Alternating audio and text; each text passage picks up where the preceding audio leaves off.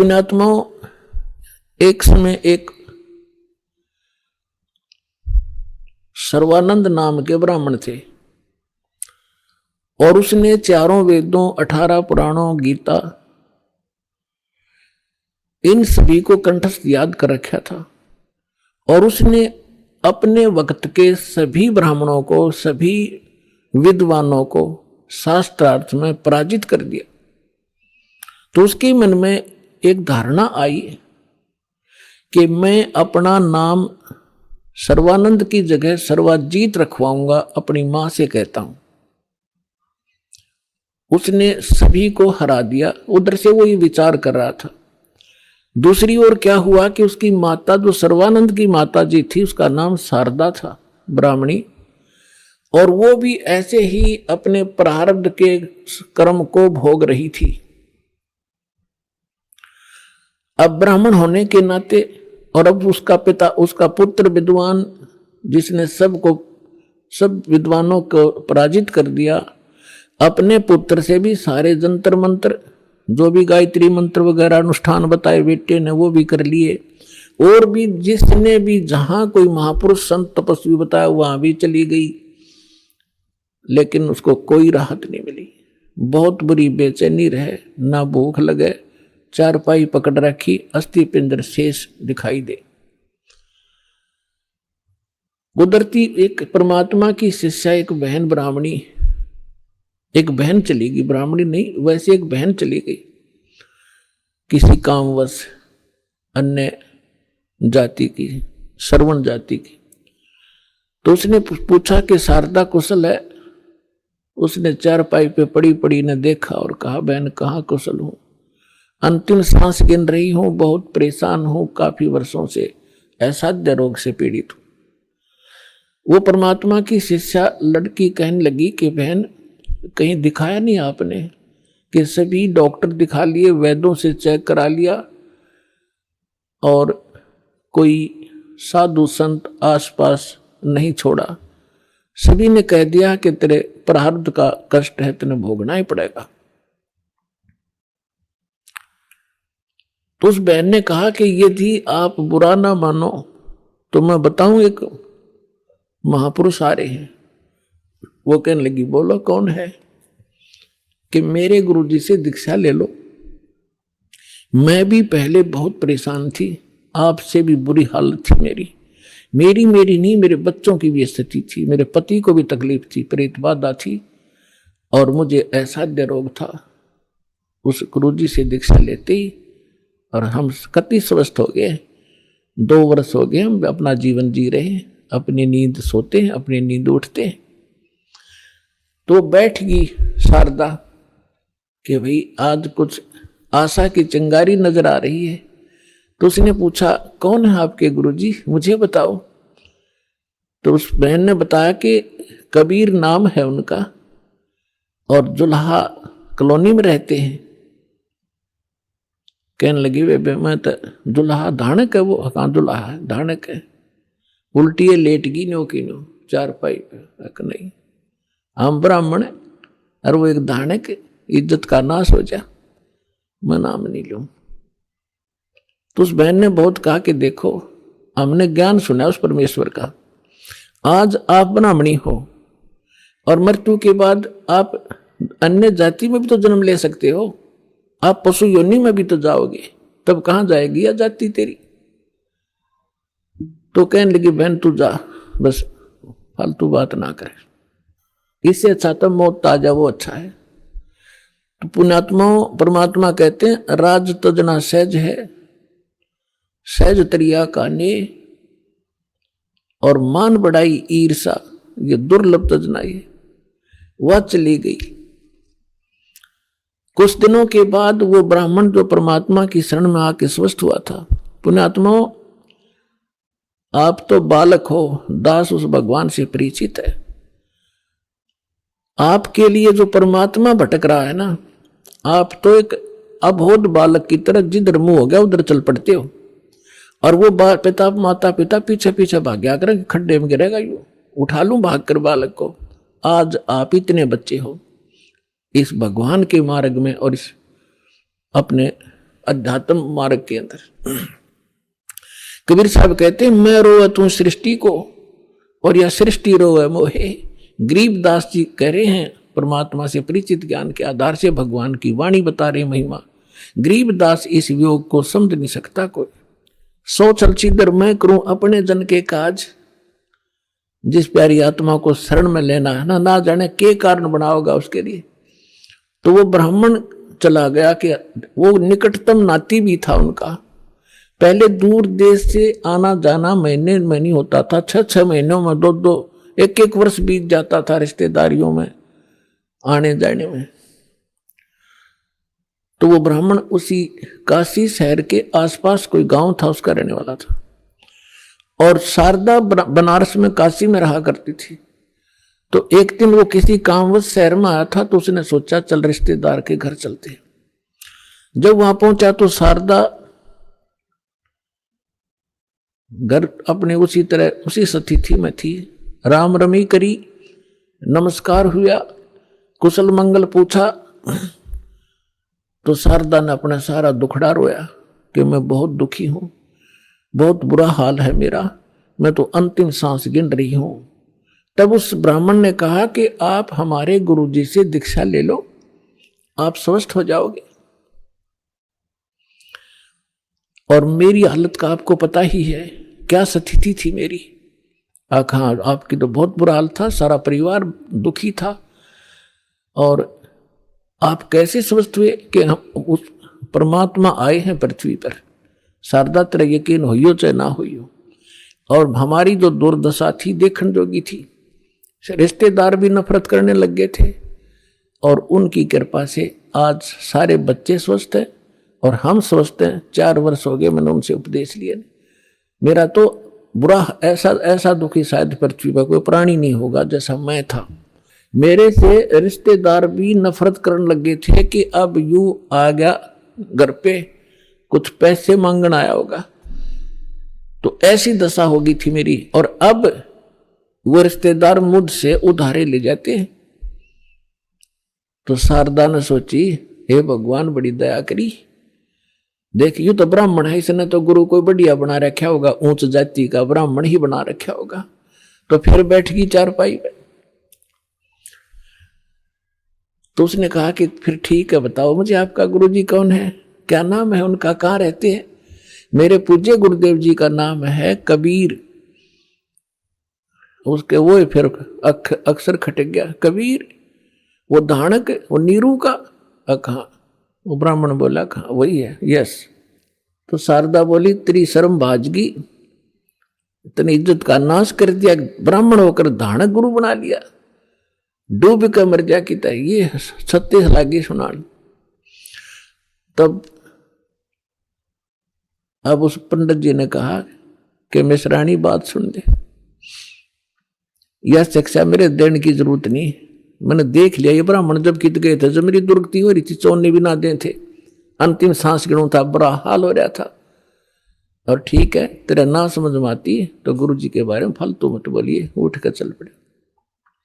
अब ये बात उसका घर कर गई कि सचमुच ये तो घना बुरा हाल था इनका, शारदा के, और इनका जीवन इतना सुखी हो गया। अब वो सोचन पर विवश हुई तो वो काफी देर सोचती रही कि ये क्या बनी। अरे काल ने तो ऐसे बना रखे किले जाति के, ऊंच नीच के। काल ने तो इतना जबरदस्त जाल फैला रखा पुण्यात्मा, परमात्मा बिना यो टूटे नहीं। अब आप देख रहे हो परमात्मा ने सबसे पहले यह बीमारी काटी कि अब आप देख रहे हो कोई छुआछात नहीं, ऐसी दया करी।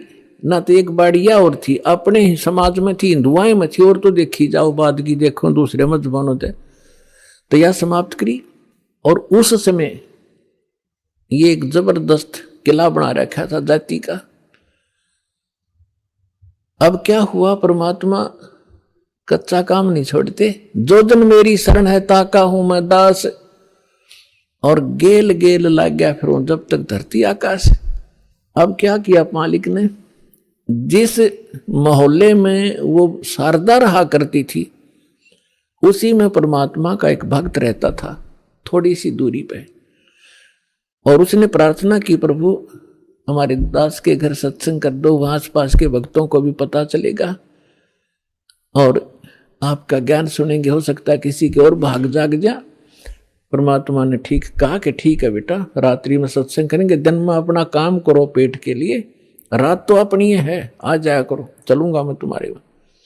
तो उस बहन ने जो सत्संग करवा रही थी भगवान का, आसपास के सभी जगह निमंत्रण भेजा कि आज हमारे गुरुजी आवेंगे और नाम ले लियो, सत्संग सुनियो पहले। आपने आज तक ऐसा ज्ञान नहीं सुना होगा, आप देखियो हमारे गुरुजी का सत्संग सुनना। तो ऐसे आपस में आ ही जाते हैं, बुलावा देने से मोहल्ले के लोग, बहन बेटियां इकट्ठी हो जाती हैं। तो उसने शारदा को भी आमंत्रित कर दिया मोहल्ले में होने के नाते। तो शारदा ने पूछा आपके गुरुजी कौन है? कि मेरे गुरुजी हैं कबीर साहब, भगवान कबीर। कौन से कबीर? वो धानक। वो शारदा ने कहा कि हाँ वो धानक। आप कुछ भी कहो, वो परमात्मा है। अब शारदा ने के स्कीम बनाई कि भी ऐसे जाऊंगी तो बात बिगड़ेगी, लोग हंसी करेंगे। एक ब्राह्मणी होकर दानक से दीक्षा लेने चल पड़ी और उधर से दुख का पहाड़ टूट रहा। तो उसने अपने ही मन में एक ऐसा विचार किया कि मैं जाऊंगी जरूर, सुना है कि आशीर्वाद लेने मात्र से सुख भी हो जाता है। यदि मैं सुखी होगी, मेरा यू दुख दूर हो गया उनके आशीर्वाद से, मैं वहीं चरण पकड़ लूंगी, फिर कति नहीं लोक लाज करूं। अब परमात्मा कहते करा करावे साइया, मन में लहर उठा, दादू सदर जीव के वो आप बगल हो जा। तो पहले रात्रि का समय था, पहले एक जोत जलाया करते देसी घी की, वही तो हवन का काम कराया करती, और वही रोशनी का वहां चांदना उसी से बनाया करते थे। एक जोत जला रखी देसी घी की, उससे आंगन में थोड़ा सा टमटमाती सी रोशनी थी। अब सभी बहन भाई आ रहे थे, एक साइड बहन बैठ रही थी, एक साइड भक्त बैठ रहे थे, बीच में रास्ता था, सामने भगवान बैठे थे आसन पर। अब शारदा आई, मुंह पर घूंघट काट के, उसने ये सोचा था कि ऐसा घूंघट काट के औरतों में जाकर बैठ जाऊंगी, प्रणाम कर जैसे वो क्रिया करेंगे और मुझे कोई पहचानेगा नहीं। अब जो ही सभी बहन आ रही थी, भगवान के चरण ले रही थी और बैठती जा रही थी। अब वो आगे शारदा भी मुंह ढके आवे थी, परमात्मा के चरण छुए, मालिक ने सिर पर हाथ रखा और कहा, सर्वानंद की माँ ब्राह्मणी पंडितानी, आज दानक के पास कैसे आना हो गया तेरा?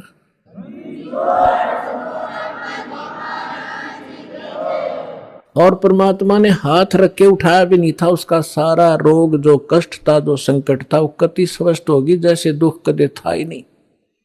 और ऊपर से परमात्मा ने कहा कि कैसे आगे सर्वानंद की माँ तू एक दानक से क्या कहेंगे तेरे को, जो पंडित लोग जात से घेरेंगे। चरण पकड़ लिए उसी समय और फेंक दिया घूंघट उठा के। हे भगवान माफ करना मुझे दुष्टा को, मैं घनी नीच थी, आपके बारे में बहुत कुछ सोचा, आप तो सचमुच भगवान। खड़ी होगी सब न बतावे कि मेरा इतना दुख था, मेरा इतना कष्ट था, मैंने बहुत कुछ अच्छी मंदी भी कही है, तो भगवान पड़े हैं। फिर बैठ गई, सत्संग सुना, परमात्मा ने सृष्टि रचना सुनाई। तीन देव की जो करते भक्ति, उनकी कदे ना होवे मुक्ति। गुण तीनों की भक्ति में ये भूल पड़ो संसारे, कह कबीर निज नाम बिना कैसे उतरो पारे। अब शारदा को जितना ज्ञान था राम और कृष्ण, विष्णु और शंकर का, ब्रह्मा जी को तो हम भक्ति करते ही नहीं थे, श्री विष्णु जी और भगवान शंकर की तो हम खूब भक्ति कराया करते। अब सारी सृष्टि रचना सुनाई और ऐसा दुख टल गया उस समय, तो सारी स्वीकार करे थी ना, तो अग्रम मग्रम भी करे, वो थोड़े बहुत हुआ, तो वो भी मालिक ने पहले उसका समाधान कर दिया और सारी सुने थी, सारी हृदय में समावे थी। लगातार उसने आसपास जहां भी सत्संग परमात्मा का होता था वह सारे जान लगी और उसको काफी ज्ञान हो गया। एक दिन क्या हुआ, उसका लड़का जो सर्वानंद था उसने अपनी मां से कहा कि मां, मैंने इस आसपास के सभी विद्वानों को शास्त्रार्थ में पराजित कर दिया है, अब मैं चाहता हूं कि मेरा नाम सर्वानंद से बदलकर आप सर्वाजीत रख दो।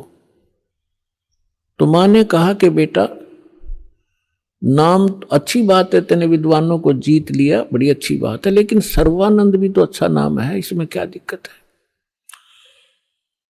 तो उसने कहा माता जी ऐसा है ना, अब सबको अपने आप पता लग जाएगा कि इसने सबको पराजित कर दिया, सब पर विजय प्राप्त कर लिया, इसलिए मैं अपना नाम सर्वजीत रखवाना चाहता हूं।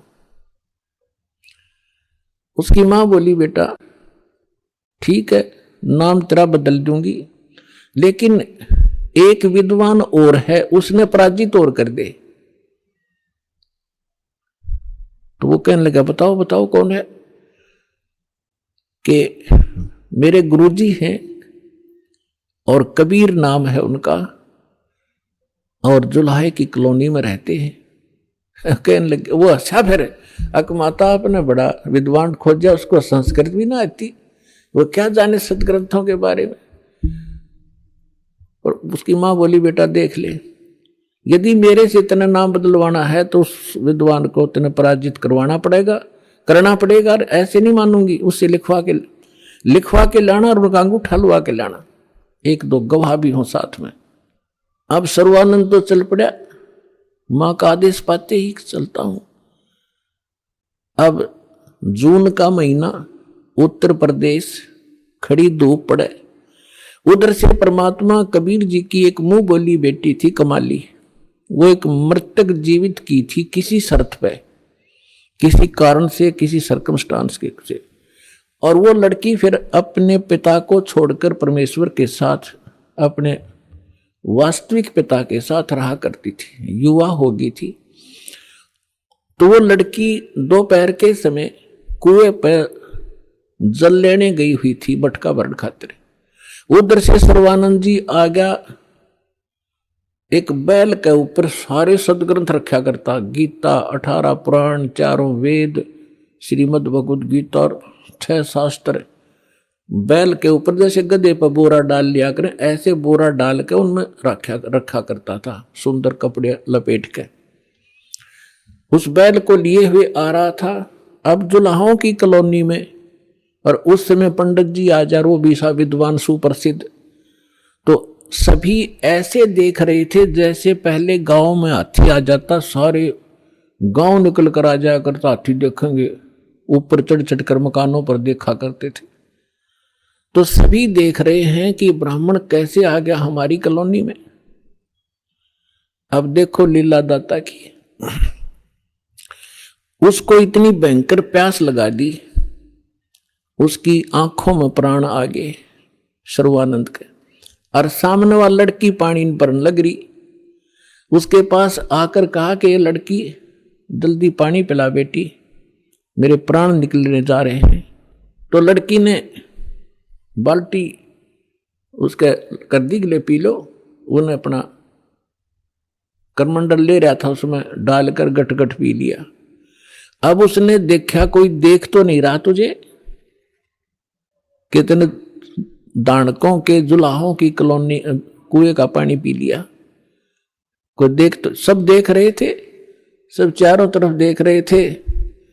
तो उसने अपनी इज्जत बचाने के लिए लड़की को डांटा कि ये लड़की, ये किसका कुआं है, किस जाति का कुआं है। तो लड़की ने कहा जी दानकों की कॉलोनी में तो दानकों का कुआं हुआ कर, ब्राह्मणों का नहीं हो सकता। ये तूने पहले क्यों नहीं बताया मुझे? पंडित जी पानी पी कर जात नहीं पूछा करते, तू पहले पूछता, जब तक तेरे पसीने आ रहे थे तेरी जान जाने वाली थी, अब तुझे जाति दिखाई देती है। मर जाता 2 मिनट तुझे पानी नहीं मिलता तो फिर कहता है बेटी छोड़ इन बातों को, यहां कबीर कहां रहता है? तो लड़की ने कहा कि कबीर का घर शिखर में सतलोक में रहता हो, जहां से ले ली गैल और पाँव न टेके पपील के, तो पंडित लादरा बैल। लड़की ने कहा कि तुझे कबीर चाहिए, वो कबीर सतलोक में रहता है, गगन में, और जहां तक चिट्टी का पैर नहीं टेक सकता, तू इन पोथियों से जाएगा वहां कबीर से मिलने। तो कहने लगा, ए लड़की गणी ना बोला है, मैं बता यहाँ कहाँ रहता है इस कॉलोनी में वो। लड़की बोली, आ जाओ मेरे पीछे पीछे, मैं उन्हीं की बेटी हूं। अब लड़की मटका उठा के चल पड़ी, सर्वानंद बैल आके पीछे पीछे। लड़की थोड़ी आगे चली गई और जाकर कहा, पिताजी एक ब्राह्मण आवा है, सारे पोथे लिए, आपको पूछ रहा है, आपके साथ अवश्य कोई वाद विवाद करेगा। परमात्मा ने कहा, बेटा कोई बात नहीं, ज्ञान की चर्चा तो होनी चाहिए, अच्छी बात है, उसको बुला लो अंदर। वह लड़की बाहर आई और कहा, सर्व आओ जी, आ जाओ, पिताजी अंदर हैं, आ जाओ। तो सर्वानंद बाहर खड़ा हो गया और कहा, ले लड़की ये मेरा लोटा ले जा, पानी का भरवा दिया कि एक पानी का मेरा लोटा भर दे। बाहर खड़ा खड़ा लड़की ने पानी का लोटा भर दिया और कहा, इस लोटे को जाके कबीर को दे दे और इसका क्या उत्तर दे फिर मुझे बताना बाहर आकर के। अब लड़की उस लेकर उस लोटे को भरे हुए को और धीरे धीरे परमात्मा के पास गई और कहा, पिताजी एक वो ब्राह्मण युग ने ऐसे ऐसे कहा है कि ये लोटा दिया है, कहा कि इसका उत्तर दें, वो मुझे बताना इस जल को। और इतना भर दिया कि वो पानी लबालब भरा हुआ था उस लोटे के ऊपर तक, उसमें जरा सा भी पानी डाल दे तो बाहर जावे, इतना फुल भर के दे दी। परमात्मा बोला, ठीक से बेटी। परमेश्वर ने एक बड़ी सुई थी, वह सुई उठा के लोहे की और उस लोटे में डाल दी, कुछ पानी बाहर निकल गया और कहा, जा सर्वानंद को दे दे बेटा। वह लड़की वापस आई धीरे धीरे, अकलो पंडित जी। सर्वानंद ने पूछा, क्या उत्तर दिया तेरे पिता ने? कि बोले कुछ नहीं, इसमें एक सुई डाल दी और आप पूछ लो इन्होंने क्या मतलब है इसका। तो अंदर आया सर्वानंद। सर्वानंद ने पूछा कि कबीर आपने मेरे प्रश्न का क्या उत्तर दिया? परमेश्वर ने पूछा, आपका प्रश्न क्या था? मेरा प्रश्न ये था, ये संकेत था, पानी के लोटे को फुल भर के आपको पास इसलिए भेजा था कि मैं ज्ञान से परिपूर्ण हूं और मैंने सभी आसपास के विद्वानों को पराजित कर दिया है। मैंने अपनी मां से सर्वाजीत नाम रखवाना है और उसने ये शर्त रखी है कि मैं आपसे शास्त्रार्थ करूं और आपको विजय पाऊं आपसे, तब वो मेरा नाम रखेगी। मैंने आपको ये संकेत दिया है कि मैं ज्ञान से ऐसे फुल हूं जैसे लोटा फुल था। यदि मुझे कोई ज्ञान शिक्षा देगा तो मेरे अंदर समाएगा नहीं, वो इस लोटे में अगर कोई और जल डालेगा वो बाहर ही जाएगा, इसमें जगह नहीं। अब आप बताओ आपका क्या उत्तर था? परमात्मा बोले, मैंने इसमें एक लोहे की सुई डाली है। मेरा ये संकेत है कि मेरा ऐसा ज्ञान है, ऐसा भारी ज्ञान है, ऐसा गुरु ज्ञान है कि जैसे मेरी सुई तेरी लोटे की तली में जाकर टिकगी और तेरा पानी बाहर निकल गया। ये मेरा ज्ञान ऐसा तेरे थोथे ज्ञान में बाहर फेंक देगा, ठाकर तेरे हृदय में समा जाएगा।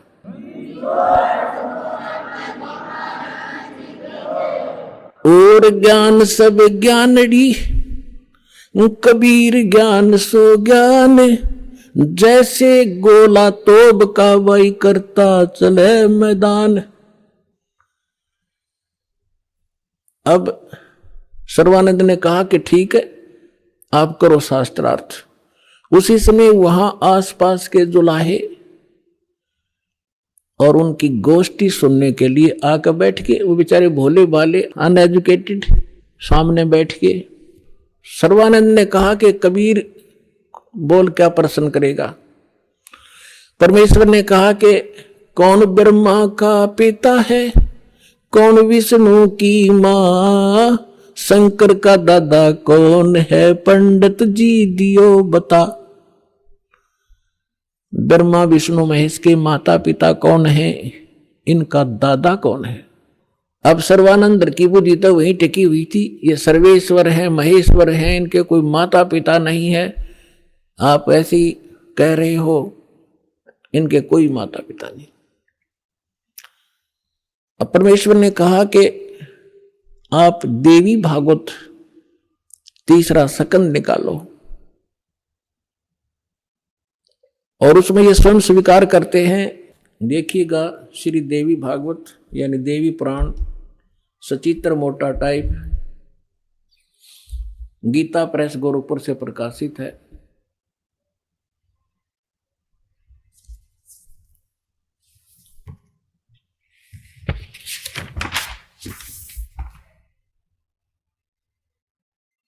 संपादक है हनुमान प्रसाद पोदार, चिमनलाल गोस्वामी।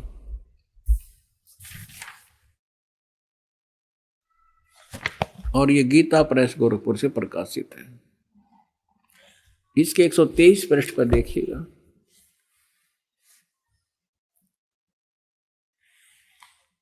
तीसरा स्कंद। विष्णु भगवान विष्णु जी अपनी माता दुर्गा की स्तुति करते हुए कहते हैं, तुम शुद्ध स्वरूपा हो, ये सारा संसार तुम इसे उद्भासित हो रहा है। मैं ब्रह्मा और शंकर हम सभी तुम्हारी कृपा से विद्यमान हैं। हमारा तो आविर्भाव माने जन्म और तिरोभाव माने मृत्यु हुआ करता है। हमारा तो जन्म मृत्यु होता है। केवल तुम ही नित्य हो, जगत जननी हो, प्रकृति और सनातनी देवी हो। भगवान शंकर बोले, देवी यदि माँ भाग विष्णु तुम्ही से प्रकट हुए हैं तो उनके बाद उत्पन्न होने वाले ब्रह्मा भी तुम्हारे ही बालक हुए। फिर मैं तमोगुण लीला करने वाला शंकर क्या तुम्हारी संतान नहीं हुआ? अर्थात मुझे भी उत्पन्न करने वाली तुम ही हो। शिवे संपूर्ण संसार की सृष्टि करने में तुम बड़ी चतुर हो। इस संसार की सृष्टि, स्थिति और संहार में तुम्हारे गुण सदा समर्थ हैं। उन्हीं तीनों गुणों से उत्पन्न हम ब्रह्मा विष्णु एवं शंकर नियमानुसार कार्य में तत्पर रहते हैं। अब पंडित जी तो साथ ले रहा था, सारे पोथे निकाल कर देख लिया, पढ़ भी लिया। उसको मालूम था कि सामने जो श्रोता है ये सब अशिक्षित, और कह दिया कि झूठ बोलता है, इसमें कुछ नहीं है। परमेश्वर ने कहा कि रुद्र संहिता के अंदर देखिएगा, ब्रह्मा विष्णु और शिव जी की उत्पत्ति दिखाते हैं आपको, आप देखिएगा। तो उसने देखा जो मालिक ने बताया। अब आप देखिए पुण्यात्मा, तो अभी तक ये सारा वर्बली बकवाद चल रही थी। अब दास ने जब इस मिशन को स्टार्ट किया तो आम भक्त हमारे भक्तों से कहता था, वो कैसा टीचर है, पुस्तक पढ़ पढ़ के सुनाता है, अपना अनुभव बताना चाहिए। अरे वेदों से, गीता से, इन सदग्रंथों से अलग जो अनुभव अपना बताता है वो शास्त्र विरुद्ध है, वो बिल्कुल यूजलेस है। ये हमारा सिलेबस है। हम सिलेबस तो बाद में देखा दास को ने, तो उस मूल ज्ञान से जो परमात्मा का ज्ञान था उसके आधार से भक्ति शुरू की थी। इन सदग्रंथों को बाद में देखा है, ये यूं का यूं मिला। तो आपको दृढ़ करने के लिए और आपको सच्चाई से परिचित कराने के लिए ये सदग्रंथ दिखा रहा हूं। मुझे नहीं जरूरत थी इनकी। जैसे एक अंधा था, अंधेरे में लालटेन लिए जा रहा था, आगे से बच्चे आ रहे थे उछल कूद करते हुए। उसने कहा, बच्चों देखना देखना बच्चों, मैं अंधा हूं, बेटा ध्यान से चलना, मैं अंधा हूं, देखना, मुझसे ना टकराना। अब बच्चों ने आकर देखा कि आदमी अंधा बतावे और लालटेन हाथ में ले रहा, टॉर्च या लालटेन लैंप। उन्होंने चारों तरफ से घेर के कहा, बाबा सचमुच आप अंधे हो? कहा बेटा अंधा हूं मैं। फिर लालटेन किस लिए ले रखी है? कि तुम आंखों वालों के लिए, कहीं मेरे से टकरा कर वो डेग दे ना तोड़ दो। आपके लिए है, ताकि इस रोशनी में तुम्हें पता लग जाए कोई बूढ़ा व्यक्ति आ रहा है, साइड से निकल जाओ, मुझसे टकराओ नहीं, मैं अपने इसलिए आपके लिए लिए हुए हूं। तो दास तो इस ज्ञान को पहले सुना रहा था। सन 1994 से लेकर सन 2000 तक वर्बली जो मालिक ने ज्ञान दिया था यही सुना रहा था। ये ब्रह्मा विष्णु महेश नासवान है, इनकी जन्म मृत्यु होती है, ये ये इष्ट रूप में पूज्य नहीं है, लेकिन अनादरणीय नहीं है। लेकिन दास के सामने समस्या थी कि इस बात को, दास की वर्बली इस कहानी को कोई नहीं सुनेगा हिंदू, और विरोध खूब होगा। तो अर्ज करी थी दाता ने कि आपका ज्ञान सत्य है दाता, कभी गलत नहीं हो सकता। यदि इन सदग्रंथों में मिल जावे, वेद गीता और पुराणों में, तो आपके बच्चे आपको पहचानने में देर नहीं लाओगे। ऐसी प्रेरणा की परमात्मा ने 2001 में गीता उठा के देखी, जो का तू ज्ञान पाया। क्योंकि परमात्मा ने कहा था अपनी वाणी में कि वेद मेरा भेद है, मैं ना मिलूं वेदन के माही, पर जौन वेद से मैं मिलूं वो वेद जानते नहीं। तो इसके आधार से जब सब सदग्रंथ देखे तो जो का तो ज्ञान मिला। ओए होए, तीन देव की जो करते भक्ति, उनकी कदे ना होवे मुक्ति।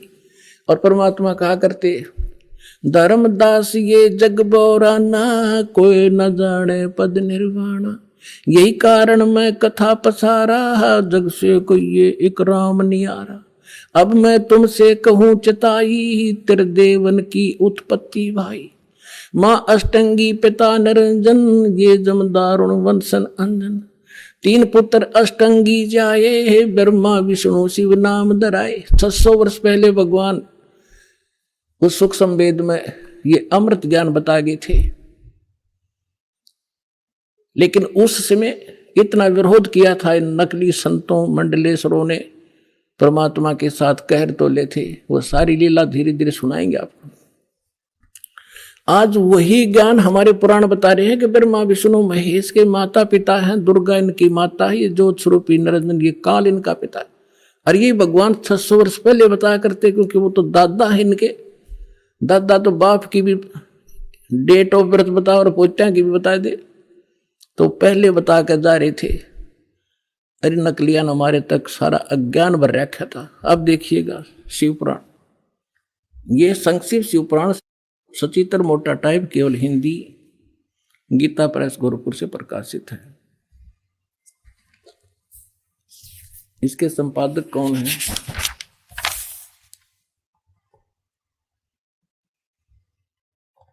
हनुमान प्रसाद पोदार, और ये गीता प्रेस गोरखपुर से प्रकाशित है।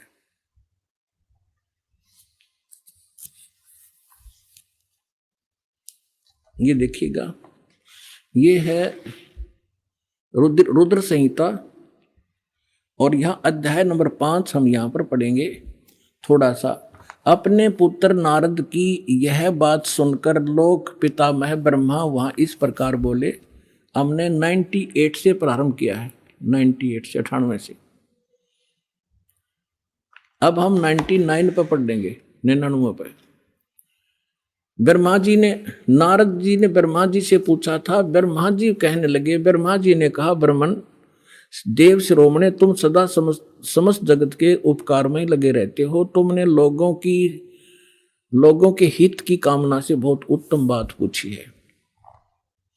जिस समय समस्त चराचर जगत नष्ट हो गया था, सर्वत्र केवल अंधकार ही अंधकार था, न सूर्य दिखाई देता था न चंद्रमा, अन्य ग्रहों का भी और नक्षत्रों का भी पता नहीं था।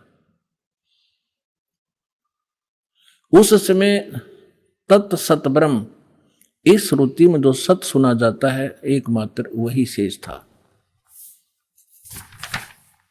अब हम 100 पृष्ठ पर आगे अपने काम की बात पढ़ेंगे। शिव महापुराण रुद्र संहिता हम पढ़ रहे हैं। जिस परब्रह्म के विषय में ज्ञान और अज्ञान से पूर्ण, यानी कुछ साची कुछ झूठी उक्तियों द्वारा इस प्रकार विकल्प किए जाते हैं, उसने कुछ काल के बाद सृष्टि का समय आने पर द्वितीय की इच्छा प्रकट की। उसके भीतर एक से अनेक होने का संकल्प उदित हुआ। तब उस निराकार परमात्मा ने अपनी लीला शक्ति से अपने लिए मूर्ति यानी आकार की कल्पना की। वो के बना? मूर्ति रहित परम ब्रह्म, जो मूर्ति रहित परम ब्रह्म है उसकी मूर्ति ये भगवान सदाशिव हैं। अर्वाचीन और प्राचीन विद्वान इन्हीं को ईश्वर कहते हैं। अपने आत्माओं, ये कौन है?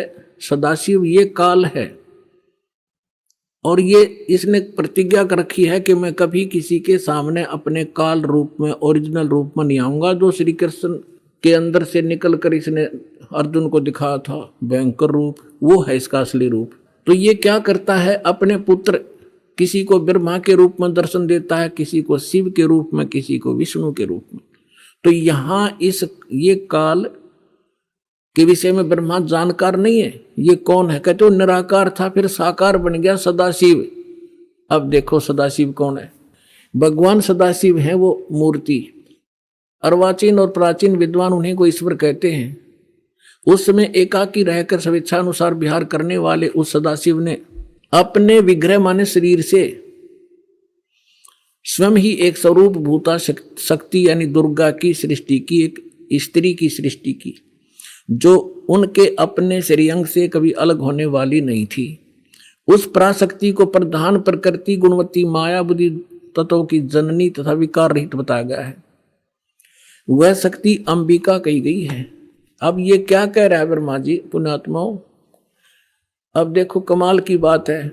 देवी पुराण के अंदर तीसरे स्कंद में ब्रह्मा जी अपने पुत्र नारद को बताता है कि बेटा, मैं जब उत्पन्न हुआ मैं कमल के फूल पर बैठा था और युवा मेरा शरीर था। मुझे नहीं मालूम मैं किसने उत्पन्न कर दिया, मेरा उत्पत्ति करता कौन है, मैं कुछ नहीं जानता। अब यू बताओ है उस अपने बाप की उत्पत्ति वो क्यों कर बना। तो ये आप पे कह रहा है कुछ सच्ची कुछ झूठी। तो ये इसने परमात्मा जो प्रथम बार आए थे वो इस ब्रह्मा से मिले, विष्णु जी से मिले, शिव जी से मिले थे। उनको सृष्टि रचना सारी कथा सुनाई थी। इन्होंने एक बार तो स्वीकार किया था, फिर काल प्रेरणा से माल्य के ज्ञान को रिजेक्ट कर दिया था। अब वो सुना हुआ ज्ञान यहाँ कुछ अटकलबाजी कर रहा है। ये परमात्मा ने तो ये बता रखा है कि इस काल ने दुर्गा को खा लिया था, बुरी नीयत वो उसके पेट में चली गई थी, फिर वो परमेश्वर ने आकर निकाली थी, तब ये दोनों पति पत्नी रूप में रहने लगे थे। अब ब्रह्मा जी इसको दूसरे ढंग से कह रहा है कि उस सदाशिव ने इसने सिर पैर का पता नहीं कि उसने अपने शरीर से एक स्त्री उत्पन्न की जो कभी उसके अंग से अलग होने वाली नहीं थी। अब ये देखिएगा, उस समय एकाकी रहकर स्वेच्छानुसार विहार करने वाले सदाशिव ने अपने विग्रह से स्वयं ही एक स्वरूप भूता शक्ति की सृष्टि की जो उनके अपने श्रेयंग से कभी अलग होने वाली नहीं थी। वो कौन है? उस पराशक्ति को प्रधान भी कहते हैं। ये प्रधान शब्द राखियो याद, प्रकृति भी याद रखना। ये प्रधान और प्रकृति शब्द आपके श्रीमद् भगवद गीता के अंदर दास सिद्ध करेगा कि दुर्गा और काल के संयोग से ब्रह्मा विष्णु महेश की उत्पत्ति हुई। वहां ये प्रधान और प्रकृति शब्द है। तो ये समझना कौन है ये प्रधान। ये कह रहे हैं उसी को प्रधान प्रकृति गुणवती माया बुद्धि दोनों तत्वों की जननी तथा विकार रहित बताया। वह शक्ति अंबिका कही गई है। उसी को प्रकृति सर्वेश्वरी और त्रिदेव जननी, ओह ब्रह्मा विष्णु महेश की माता, उनको उत्पन्न करने वाली नित्य और मूल कारण भी कहते हैं। सदाशिव द्वारा प्रकट की गई यानी उसके शरीर से निकली हुई उस शक्ति के 8 भुजाएं हैं। अष्टंगी 3 पुत्र अष्टंगी जाए, ब्रह्मा विष्णु शिव नाम धराए। 600 वर्ष पहले मालिक बता गए थे। आज हमारे ये पवित्र सदग्रंथ उसको सेकंड कर रहे हैं, समर्थन कर रहे हैं भगवान की वाणी का। और जिनको संस्कृत भी नहीं आवती ब्राह्मण कहा करते और गुरु जी हमारे क्या जाने दानक जुला, वो समृद्ध थे। सब वो प्रत्येक चींटी तक की भाषा जानते, सब पशु पक्षियों की भाषा जानते हैं। और इन्होंने उसको रिजेक्ट करके डाल रखा था लाल को। अब संभालो पुण्यात्माओं, आपका कल्याण हो जाएगा। उसको सदाशिव द्वारा प्रकट की उसकी शक्ति के 8 भुजाएं हैं। नाना प्रकार के आभूषण उसके श्री अंगों की शोभा बढ़ाते हैं। वह देवी नाना प्रकार की गतियों से संपन्न है और अनेक प्रकार के अस्त्र शस्त्र धारण करती है। एकाकिनी होकर वह माया संयोग वसात अनेक हो जाती है। वे जो सदाशिव हैं उन्हें परम पुरुष ईश्वर शिव शंभु और महेश्वर कहते हैं। यहां देखिएगा, अब 101 पृष्ठ पर आ गए हम। रुद्र संहिता। वे अपने सारे अंगों में भस्म रमाए रहते हैं उन काल रूपी ब्रह्म ने। इसको काल कहो, ब्रह्म कहो, सदाशिव कहो, उन काल रूपी ब्रह्म ने एक ही समय शक्ति के नाथ, ये नाथ नहीं, शक्ति के साथ शिवलोक नामक क्षेत्र का निर्माण किया था। उस उत्तम क्षेत्र को काशी कहते हैं। वह परम निर्वाण व मोक्ष स्थान है जो सबके ऊपर विराजमान है। वे प्रिय और प्रियतम, वो पति पत्नी रूप में शक्ति और शिव, दुर्गा और काल जो परमानंद स्वरूप है, उस मनोरम क्षेत्र में नित्य निवास करते हैं। शिव और शिवा ने, काल और दुर्गा ने प्रलय काल में भी उस क्षेत्र को अपने सानिध्य से मुक्त नहीं किया। अब यहां देखना, देव से एक समय उस आनंद वन में रमण करते हुए शिवा और शिव के मन में, दुर्गा और काल के मन में, ब्रह्म के मन में यह इच्छा हुई कि किसी दूसरे पुरुष की सृष्टि करनी चाहिए, यानी कोई संतान उत्पन्न करनी चाहिए। ऐसा विचार करके देखिएगा, यह सृष्टि, जिस पर यह सृष्टि संचालन का महान भार रखकर हम दोनों केवल काशी में रहकर इच्छा अनुसार विचरें और निर्वाण धारण करें। इन्होंने ये सोचा कि वे एक पुत्र उत्पन्न करें और उसके हवाले सारा इंचार्ज कर, जो चार्ज दे दे, हम फिर आराम तरह करेंगे, देख विचरे। ऐसा निश्चय करके शक्ति सहित सर्वव्यापी परमेश्वर शिव ने अपने वाम भाग के 10वें अंग पर अमृत मल दिया। ये तटपट करनी थी, यानी उन पति पत्नी व्यवहार किया। फिर तो वहां से एक पुरुष प्रकट हुआ, एक लड़का उत्पन्न हुआ। ये देखिएगा 102 पृष्ठ पे, सदा संक्षिप्त रुद्र संहिता हम पढ़ रहे हैं। शिव ने कहा, वत्स, शिव ने कहा, बेटा, व्यापक होने के कारण तुम्हारा विष्णु नाम विख्यात हुआ। अब काल और दुर्गा का बेटा यानी विष्णु की उत्पत्ति होगी, दोनों से सिद्ध हुआ। अब यहां देखो, ये 6वां अध्याय समाप्त हुआ।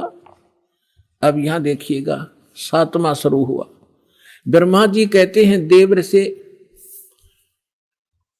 तत्पश्चात कल्याणकारी परमेश्वर शाम सदाशिव ने पूर्ववत प्रयत्न करके, जैसे विष्णु उत्पन्न किया था, दोनों ने पति पत्नी व्यवहार करके मुझे अपने दाहिने अंग से उत्पन्न किया। मुने उस महेश्वर ने मुझे तुरंत ही अपनी माया से मोहित करके नारायण देव की नाभि कमल में डाल दिया, फिर लीला पूर्वक मुझे वहां से प्रकट किया। इस प्रकार इस कमल के से उत्पन्न के पुत्र के रूप में मुझे हिरण्यगर्भ का जन्म हुआ। अब ये शिव पुराण का अनुवाद करता विचलित हो गया कि यहां तक, क्योंकि शिव का पुजारी होगा यू, इसने यहां तो कर दिया कि विष्णु और ब्रह्मा की उत्पत्ति तो बता दी क्लियर कि सदाशिव काल रूपी ब्रह्म और दुर्गा, इनसे दोनों की उत्पत्ति होगी। अब यहां विचलित हो गया यो, ले कहते हैं चोर चुरावे तुंबड़ी और गड्ढे पानी में, वो गड्ढे हुआ उपरावन सच्चाई छानी नहीं। अब इन तीनों के पिता हैं ये और सिद्ध करते हैं। ये देखिएगा, इसके 24 पृष्ठ पे आपको दिखाते हैं। ये विद्वेश्वर संहिता है। एक समय क्या होता है, एक समय ब्रह्मा और विष्णु जी का इस बात पर झगड़ा हो गया, युद्ध हो गया। ब्रह्मा जी कहने लगे मैं तेरा बाप विष्णु जी को, विष्णु जी कहने लगे मैं तेरा बाप, तो मेरी नाभि कमल से उत्पन्न हुआ। इन दोनों का झगड़ा हो गया। ये लंबी कहानी फिर बताएंगे। तो इनके पिता ने सोचा ये लड़का मरेंगे, उसने इनके बीच में एक लिंग खड़ा कर दिया, एक तेजो में पिलर, नीचे से बहुत लंबा चौड़ा। ये दोनों युद्ध करना बंद करके उसके और छोर खोजने लगे। तब ये पहुंच गया अपने पुत्र शिव का रूप धारण करके, और फिर इनसे कहने लगा कि तुम ज्ञान देने लगा, समझाने लगा। तो इन्होंने फिर जो प्रश्न उत्तर किए वो सुनाते हैं, देखिएगा, इससे पता चलेगा ये कौन है। ये है विद्वेश्वर संहिता, संक्षिप्त शिव पुराण, और पृष्ठ नंबर 24 पे ये है ब्रह्मा जी और ये है विष्णु जी, ये बीच में इनका एक स्तंभ है। अब हम यहां आ जाते हैं 25 पृष्ठ पे। ब्रह्मा और विष्णु ने पूछा, प्रभो, ब्रह्मा विष्णु फिर उसे वार्ता करने लगे काल से, सृष्टि आदि 5 कर्तों के लक्षण क्या है, ये हम दोनों को बताइए। भगवान शिव बोले, ये काल बोला, काल रूपी ब्रह्म बोला, मेरे कर्तव्यों को समझना अत्यंत गहन है, तथापि मैं कृपा पूर्वक तुम्हें उनके विषय में बता रहा हूं। आगे देखो, हम अपने मतलब की पढ़ देंगे। ये 26 नंबर पे आ गया। अब ये क्या कह रहा है, काल अपने इन ब्रह्मा और विष्णु दोनों को, पुत्रो तुम दोनों ने तपस्या करके प्रसन्न हुए मुझ परमेश्वर से सृष्टि और सतिथि नामक 2 कृत प्राप्त किए। ये दोनों तुम्हें बहुत प्रिय हैं। इसी प्रकार मेरी विभूति स्वरूप रुद्र और महेश्वर ने, ये ने है गलत से मेरे विस्मरण, ने 2 अन्य उत्तम कृत संहार और तिरोभाव मुझसे प्राप्त किए हैं। अब क्या हो गया, 2 तो ब्रह्मा विष्णु और ये महेश्वर और रुद्र, इन चारों का बाप है ये बोलने वाला, जो बस इतना सिद्ध करना चाहो था दास आपको। अब परमात्मा ने बताया कि 3 पुत्र अष्टंगी जाए, ब्रह्मा विष्णु शिव नाम धराए, और 3 देव की जो करते भक्ति, उनकी को देना हो वह मुक्ति। गुण तीनों की भक्ति में ये भूल पड़ो संसार, कहे कबीर निज नाम बिना कैसे उतरो पार। अब सर्वानंद कहने लगे कि झूठ बोलता है, ऐसा कुछ नहीं लिखा है, क्योंकि ये नकली विद्वान इसी बात का लाभ उठाकर हमारा नाश करने में सक्षम और सफल हुए कि वो संस्कृत भाषा जानते थे और पूरा समाज अशिक्षित था। इनका यूं दाव लग रहा था।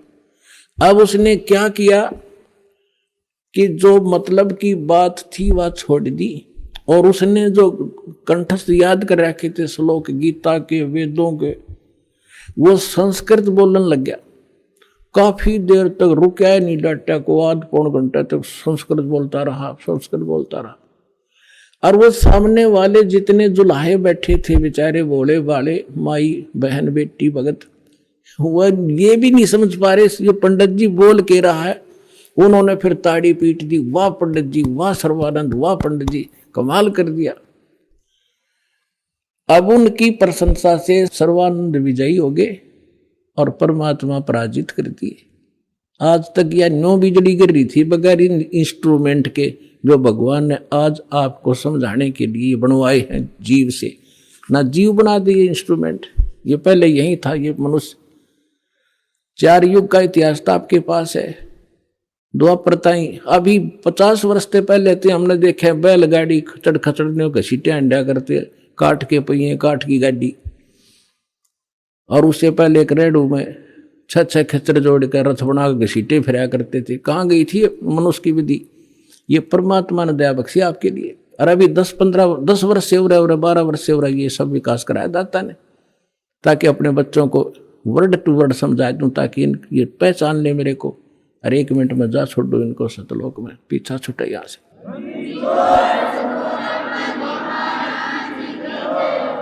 अब सर्वानंद फूल गया भगवान की बात। उनको तो सिर्फ हार जीत चाहिए थी, भक्ति ना भगवान। तो परमात्मा बोले भाई ठीक है सर्वानंद, आप जीत के मार गया, अब ठीक है जा तू अपने घर ने। कहने लगा से नहीं जाऊंगा, मेरी मां ने कहा है कि लिख कर दे तू। परमात्मा बोले मैं तो अशिक्षित हूं, तू लिख ले। आप लिख लो, मैं अंगूठा ला दूंगा। हाँ ठीक है। उसने लिख लिया। शास्त्रार्थ में सर्वानंद विजयी हुए और कबीर जी पराजित हुए। परमात्मा का अंगूठा लगवा लिया और लेकर कागज ने चल पड़ा। अब वहां जाकर अपनी माँ से, उसकी माँ को, माँ बोली रे भाई आ गया? कहाँ आ गया माँ? हो गया तुम्हारा शास्त्रार्थ? हक हो गया। 2 मिनट में हार गया। उसने जाते हार मान ली माँ मेरे से। तो उसकी माता जी ने कहा कि बेटा मैंने जो प्रार्थना की थी आपसे, कुछ लिखवा के लाया तो? हाँ, मैं कच्चा काम थोड़ा ही करता हूं, ये देख। परमात्मा बोली बेटा पढ़ के सुना। अब उसने पढ़ा।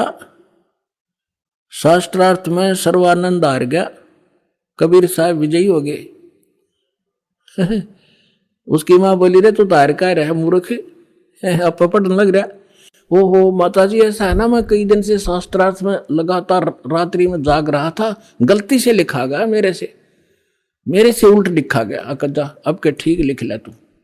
वो दूसरी बार फिर पहुंचा कि कबीर जी ऐसे है मेरे से लिखने में कोई त्रुटि रह गई है, मेरी माँ नहीं मान रही है, फिर से लिखवाना पड़ेगा। अब फिर लिख लो पंडित जी, मेरा कौन सा अंगूठा किस्सा है, कितनी बार लवा ले। उसने लिख लिया खूब सूझबूझ से, शास्त्रार्थ में सर्वानंद विजयी हुए, कबीर जी पराजित हुए, परमात्मा ने अंगूठा ला दिया। वो फिर जाकर कहा कि ले माता जी सुनाऊं। पहले तो उसको ही भ्रम था कि शायद मेरे से गलत लिखा गया होगा। अब सुना बेटा, शास्त्रार्थ में सर्वानंद उड़ अटक गया। अब बोल आगे बोलता क्यों ना, नहीं बोला माँ कभी गलत लिखा गया है तो शास्त्रार्थ में सर्वानंद हार गए, कबीर साहब विजयी हुए, उसमें फिर ये लिखा पाया। उसने उसका फिर भ्रम रह गया कि माँ फिर लाऊं लिखवा के, जा बेटा फिर लिखवा ला। अब तीसरी बार फिर परमात्मा बोले लिख लो, होगी होगी लगी होगी चूक आपके, कोई बात ना।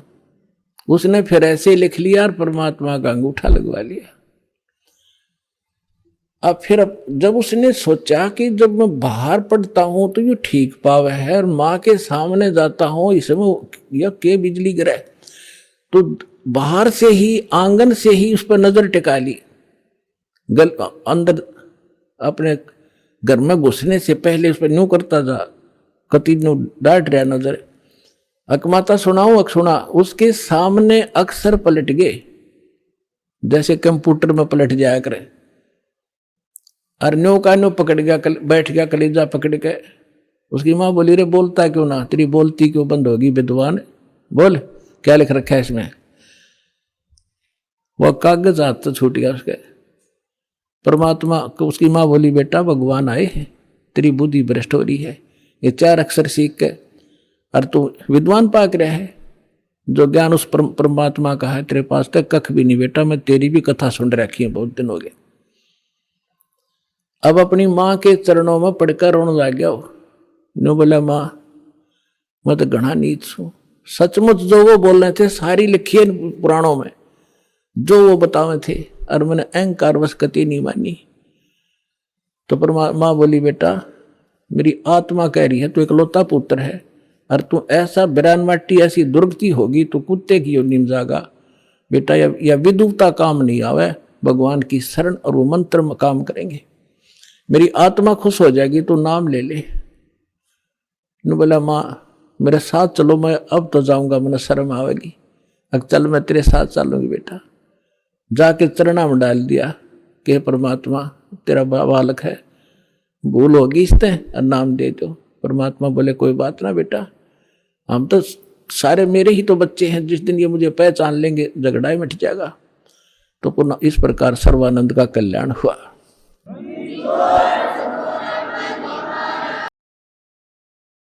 आगे गरीबदास चमन के माली, तेरे लगे